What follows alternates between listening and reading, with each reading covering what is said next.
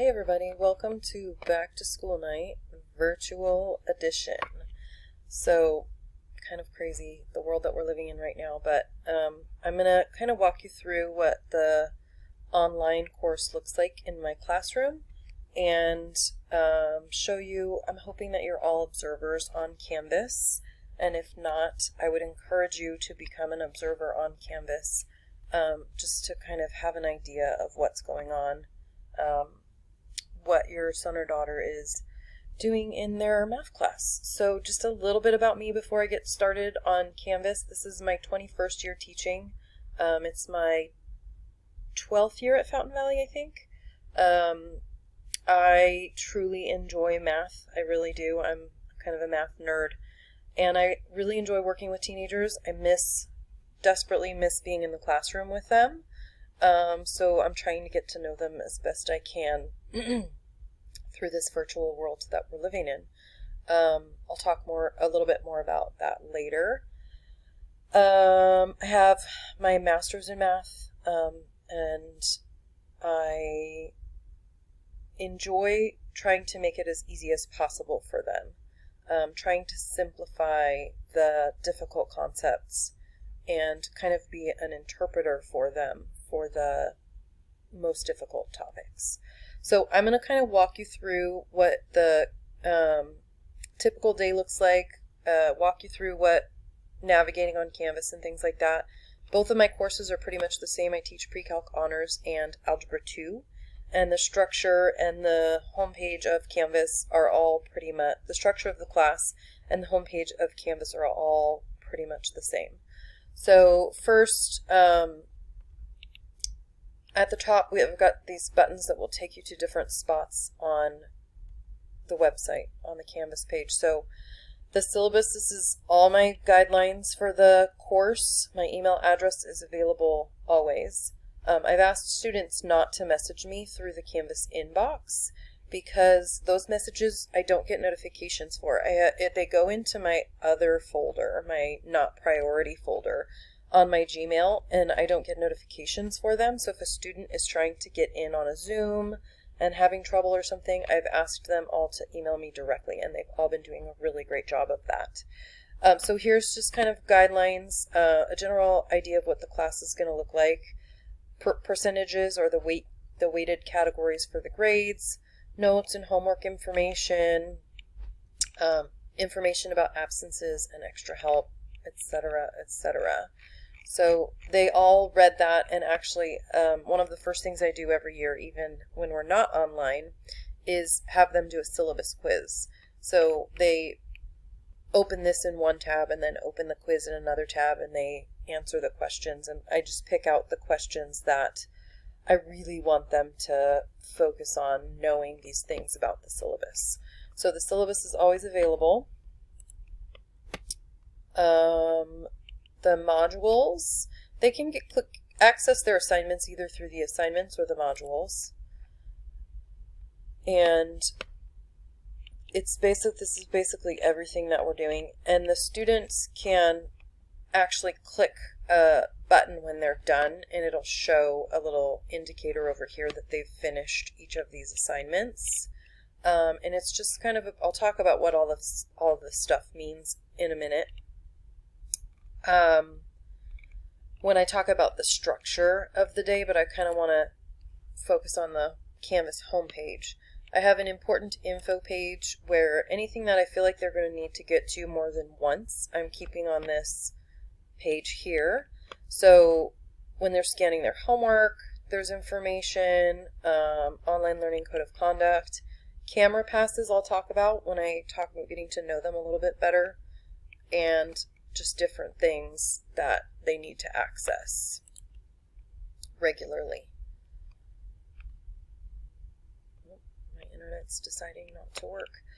They can access their grades. Announcements are huge in this, especially in this world. I always used the announcement feature in Canvas, but I'm using it pretty much daily now that I have no ability to communicate with them. So I have them set up notifications so that they see my announcements right away. because sometimes I will make an announcement to remind them of what we're doing at the beginning of the class period, and I'll talk about the general structure of the class. So right now I'm reminding them that they're starting they're starting on Canvas on their own.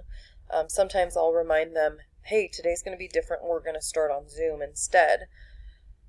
So announcements are basically my way to communicate with them en masse.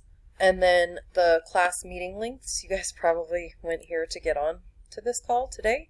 So here's all the links for the classes. I use the same links every day.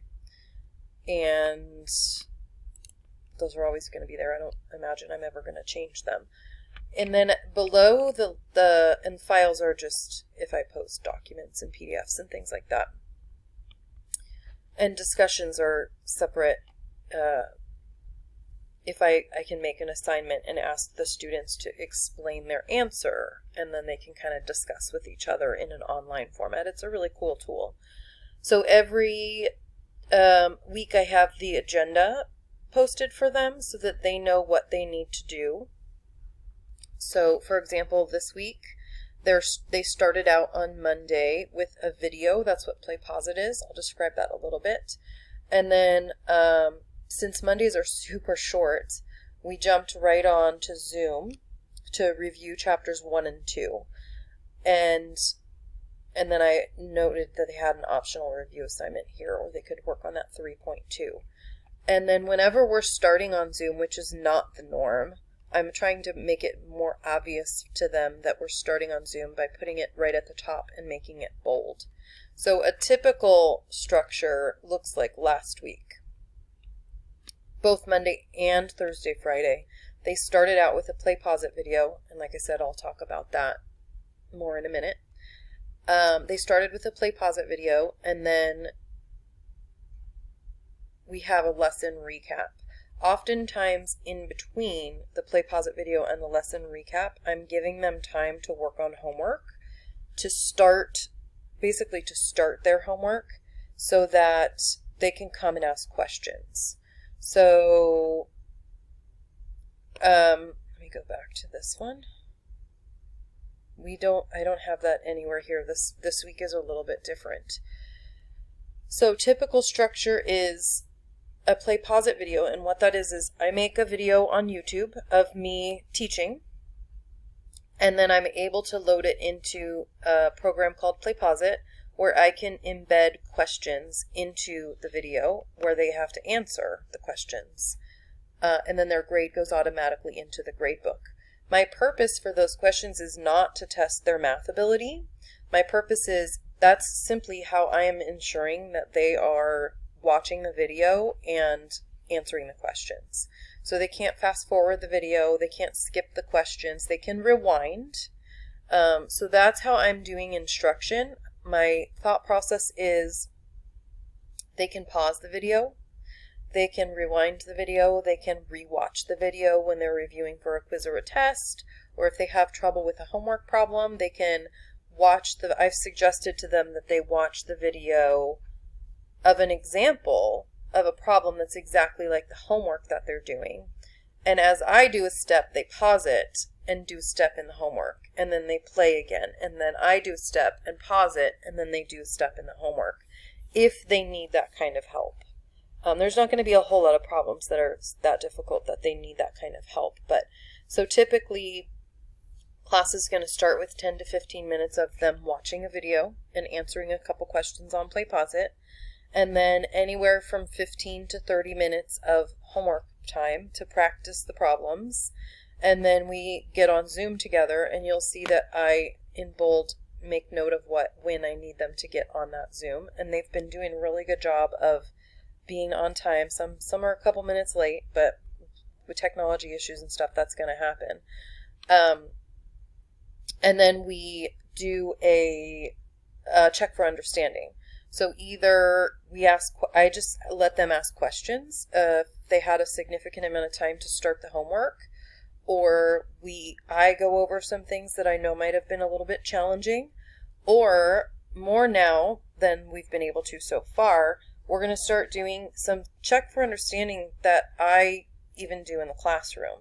So things like quizzes and Desmos activities and things like that. So the structure, believe it or not, the structure of the course is actually not all that different from what I would do in the classroom. Instruction, practice, check for understanding, and I'm using a lot of the same tools that I used in the classroom to do those checks for understanding. It's not the same in that we're not getting that personal connection that I so dearly miss, but it's very, very similar. So I'm going to end now and see if you guys have any questions.